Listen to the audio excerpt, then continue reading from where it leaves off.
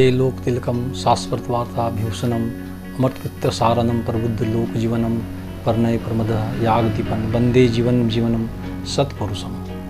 युग पुरुष का आविर्भाव नूतन युग की शुरुआत की शुभ घड़ी होती है। तब वे संपूर्ण चराचर जगत को परिशुद्ध, परितृप्त, परिपूर्ण एवं परिपोषण देते हैं। तब उस व्याकुलता से प्रतीक्षारत नवीन युग की पतचाप की सुमधुर ध्वनि कर्णों में ही नहीं अंतरात्मा को झंकृत करती हुई चली आती है। आशा, भरोसा, उमंग से मन प्रफुल्लित हो उठता है।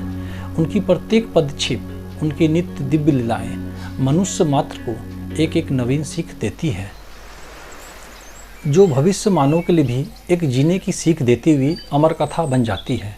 युग धर्म के मूर्त प्रतीक उस दिव्य महामानव की अपूर्व दिव्य कथा श्रृंखलाओं को मैन मेकिंग इंस्टीट्यूशन द सत्संग चैनल लेकर आ रहा है। तो आएँ, इन शिक्षाप्रद भक्तिमय कथा श्रृंखलाओं में से एक मनकी की दानों को चुनते हैं, जो है नूतन सूत्र संस्कृत के। डॉक्टर गौरीनाथ शास्त्री श्री श्री ठाकुर दर्शन को आए हैं। श्री शास्त्री जी कलकत्ता संस्कृत महाविद्यालय के प्राचार्य हैं। इनके पांडित्य की ख्याति संपूर्ण देश में है। दयाल ठाकुर के सामने आदरणीय शास्त्री जी बैठे हैं। अपने शिशु सुलभ सहज भाव से श्री ठाकुर ने आदरणीय शास्त्री जी से जो कुछ कहा तथा उन्होंने उसका जो उत्तर दिया वह निम्नांकित है।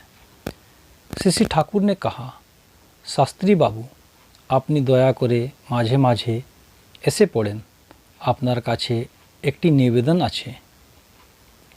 शास्त्री जी, आप दया करके बीच बीच में आ जाते हैं, आपसे मेरा एक निवेदन है।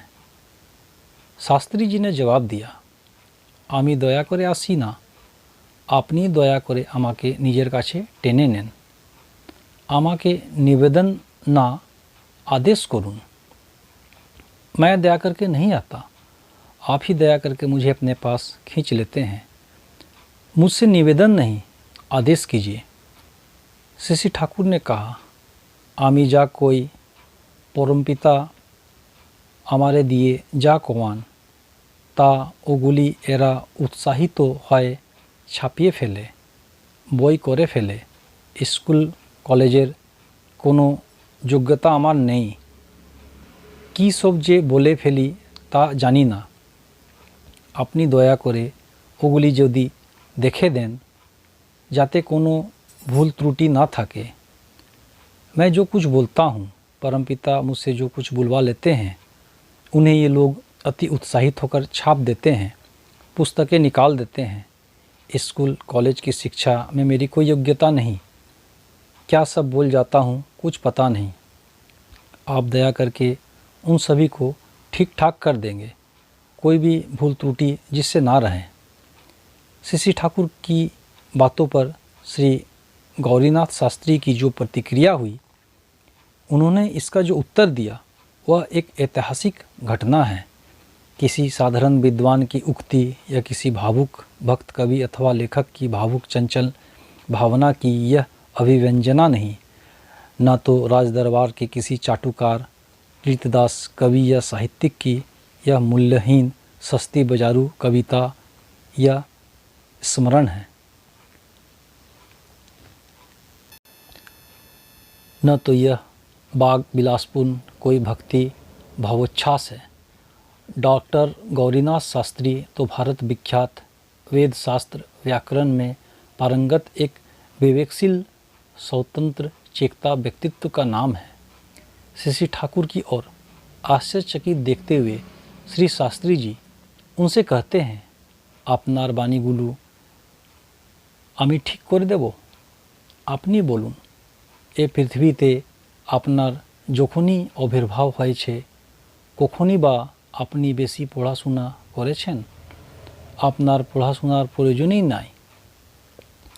আমি তো দুনিয়ার সবার কাছে হাত জোড়ে করে প্রার্থনা করে যাব যে কেউ অত্যন্ত বিদ্বান ব্যক্তিও যেন আপনার শ্রীমুখ নিঃসৃত অমীয় দিব্য বাণীগুলি ভুলেও ঠিক করার চেষ্টা না করে।